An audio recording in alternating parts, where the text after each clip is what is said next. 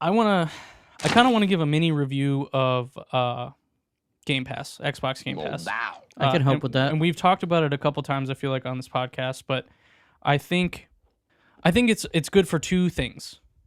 I think it's good for new gamers, and I think it's good for people who have been gaming for a while. So it's good for all gamers. It's good for nude gamers. For nude gamers, everyone who's and playing games now, and clothed gamers, The reason I say this though is because we got that other PC, and I told Danielle, I was like, you should check out Game Pass because it's $1 for the first month. If you don't like it, cancel, but you're gonna like it.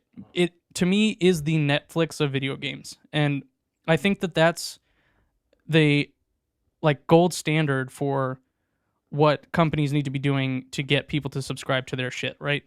So I say this, why I think it's good for new gamers is because I will recommend a game to Danielle, or she'll say, this game looks cool. And if she wasn't subscribed to Game Pass, she'd have to spend, between $10 to $50 to $60 on a game. Yep. Buy it and decide she doesn't like it, and that money's wasted, right? So she has got on Game Pass, and she's installed a game that she thought looked interesting. She installed Maneater, which is like that GTA, but you play as a shark game. Have you seen that? I feel like maybe it is not sounds familiar. I'll look at really the right comparison, but it's also like the only comparison. Yeah, I mean, you're literally just running around as a shark. Seen this, but I get it. But you kill people. You have missions as a shark. And she loves sharks. She does love sharks, and that's why that was idea number one. So yeah, she installed it and played it for 20, 30 minutes, and was like, I don't really like this, and she left it installed just in case she wants to play it again. But yeah, I mean, it gives you the option to try out a game, and if you like it, then you can play it. It also comes with EA Play now, which is fucking insane because EA offers some pretty good games. EA kind of sucks, but Yeah, but I mean, to bundle it with Xbox Game Pass is insane. Which I think EA Play on its own is like $6 a month, right? EA Play. But she installed, like that. she was like looking for another game. Yeah. And saw Fallen Order, and she beat the whole game. She's finished with it. How did she like it? She said she really enjoyed it. I mean, at first she was like, I don't know. And then she turned around and was like, yeah, I really like this game. It's Jedi Souls, baby. So, try to get her to get good, and then she can play some Dark Souls. Yeah. So the thing also that I really appreciate about it is the layout. When you click on a game and it'll show you the trailer, and I do feel like it's very Netflix-esque. Whereas like Steam has that also, but I feel like it's Steam's like pretty janky. Yeah, it's so.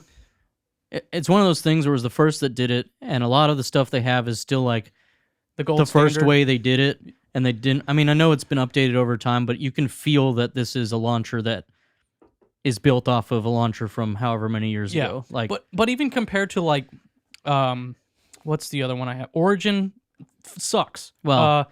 Yeah, I mean, Amazon store sucks. But Epic is the worst. I mean, that's the worst fucking store. But Game Pass has their layout mastered. I mean, to be fair, Microsoft has been perfecting that shit with their Xbox platform forever too. So I just think that they did a really good job with implementing it in a way that is very accessible to new users and for people who are like, okay, yeah, I know this game's on Game Pass. Let me go install it. And I just want to say that if you're considering purchasing Game Pass, I would absolutely 100% recommend trying it for the first month for $1. I know it is very much like Netflix where games that you've installed will fall off, but most Microsoft titles, at least as far as I know, are not going to go anywhere. First-party titles will not. It's just all these third-party games, and they, you can find out what games are coming off that month, and if you're like, oh shit, I need to play it. Yeah, it'll say hey, this falls off at the end of the month. Even inside the app, you don't have to go to the web interface to find out what's leaving. But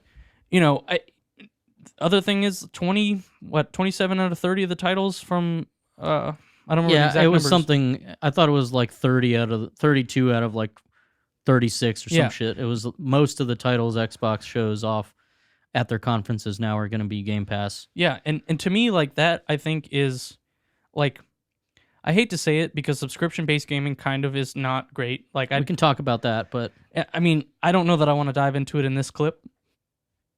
Just this clip. clip that.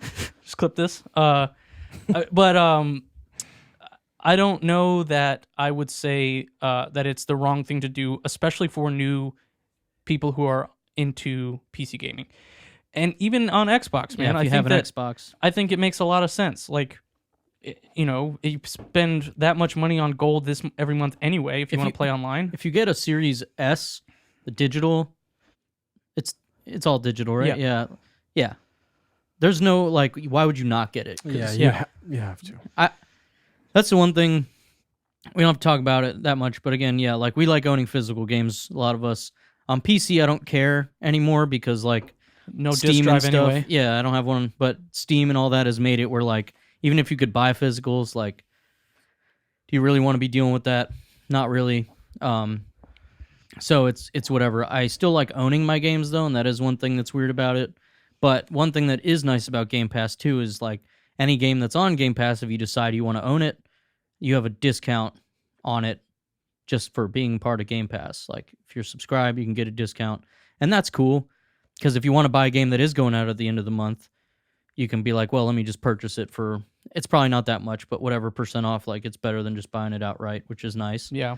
And they don't give you the DLC for any of the games, so if you want DLC, you do have to buy that, which feels weird if you want to buy DLC and not own the game, but whatever. And if it's an Xbox first party, then it's going to be there always anyways. And I tell everybody to try it out, especially like if you don't have a ton of money. I know it sounds like, do I need another subscription? But I forget how much it is for the PC. Is it $10 a month? Because I think I was paying for like the premium thing for no reason because it was like Xbox and PC together. Do you remember, Sean? Is it 10? It's $10 for just PC. It's $15 for yeah. Yeah. So if you do $10 for just PC, $120 a year, that's two full price games. Which understand that if you are like trying to save money and not buy a ton of games, if you don't have a ton to spend money on, maybe you aren't buying $60 titles, so maybe you're buying a couple $20, a couple 40 or whatever, and you do only spend 120 or whatever a year on games. It's still totally worth just looking and seeing if 1 month you want to play a couple of games, you have time. You spend $10 and you bang out a few titles and then you unsubscribe. Like, it's insane how good of a deal that is. And Microsoft has so much money, I don't think any other company is going to be able to do it. Epic's been like giving away 1 or 2 free games a week since they opened just to like get people to get their store. And I have pretty much only gotten their free games, bought a couple things when they do their like, they do weird sales where there's games on sale. And then if you spend $10, you get like a $10 gift card or something. Like, they do weird stuff. Long story short, it's awesome. And the best thing, which, you guys maybe will take a look at, but if you're trying to play a game with somebody and you both have Game Pass, like, you just look at co-op stuff and be like, is anything interesting? You don't have to go and try to buy stuff. That is cool. Like, each of you spend $60. You're like, we already have this library. Matt and I did it for a couple things where we were just like, well, what do we do? And we looked and there's, a way out. Oh, it's on there. We play it. We beat it in like a day. It's not a long game, but we played all day. Cool. That was fun. I didn't spend any other money other than my subscription, and I uninstall it and I'm done. Yeah. And I had a great day of just getting through that game. So it's really neat. And I feel like everybody that has tried it out or sees what they're doing knows that it's awesome. And again, you said, it's the gold standard. There's no way any other company is going to come out and like do that anytime soon. Because I mean, I do feel like they totally copped the Netflix interface, and I mean, which isn't a bad thing, but it is very similar where you click on a title and it shows the trailer. The only thing I will say that I have a hard time with is it doesn't really show reviews. But really? That's weird. There's like is it the star system or does it not even? I don't think it even shows any of that, dude. But, or maybe it does. I don't know, but it's not very obvious to me. But either way, like, I'm stupid and dumb, and I never think to, like, I pay for it, and I almost never think to check if the game is there first before I buy it, which I did that with Prey. I was gonna say I knew it was on Game Pass when you told me you got it. Yeah, it but was I a couple didn't. Bucks, It was it was on sale on Steam during the QuakeCon. But then I was like, oh, everyone's been talking about Quake. Let me go check to see if it's on. And it is. It's on Steam. The remastered Quake or the re-release of Quake is on there, and I mean it's pretty fun. And for free to play that game, it's short as hell. You know, like give it a shot.